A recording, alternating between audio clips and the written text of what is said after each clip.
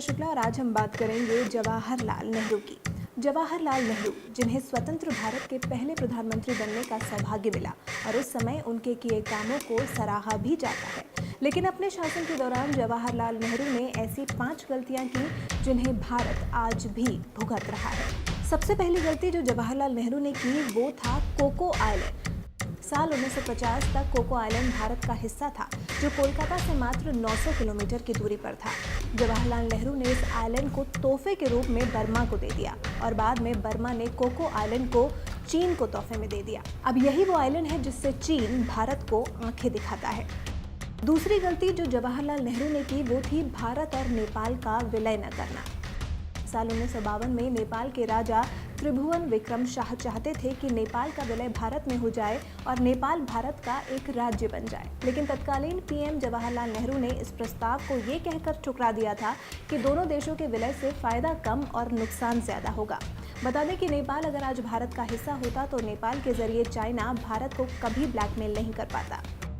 तीसरी सबसे बड़ी गलती जो जवाहरलाल नेहरू ने की थी वो थी अमेरिका की तरफ से भारत को यूएन का सदस्य बनाने के प्रस्ताव को ठुकरा देना। जी हाँ, साल 1953 में अमेरिका ने भारत को यूएन का स्थायी सदस्य बनाने का प्रस्ताव दिया था, लेकिन जवाहरलाल नेहरू ने अमेरिका के इस प्रस्ताव को ठुकरा दिया और चीन को यूएन का सदस्य बनाने की वकालत की थी।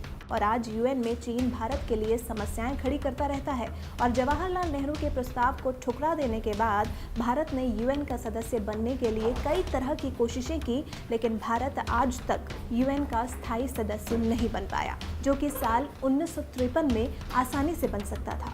जवाहरलाल नेहरू की चौथी बड़ी गलती जिसे भारत आज भी भुगत रहा है वो थी पंचशील समझौता। 1953 में जब चीन ने तिब्बत पर जबरन कब्जा किया था, उस समय नेहरू चीन से दोस्ती के लिए बहुत ज्यादा उत्सुक थे। नेहरू ने चीन के साथ पंचशील समझौता किया और इस समझौते के साथ ही भारत ने तिब्बत को चीन का हिस्सा मान लिया था। नेहरू ने चीन से दोस्ती की खातिर तिब्बत को भरोसे में लिए बिना उस पर चीन के कब्जे को मंजूरी दे दी और साल 1962 में जब भारत चीन युद्ध हुआ तो चीनी सैनिक इसी पथ के मार्ग से भारत के अंदर घुस आए थे। पांचवी सबसे बड़ी गलती जो जवाहरलाल नेहरू ने की थी वो था कश्मीर मुद्दा।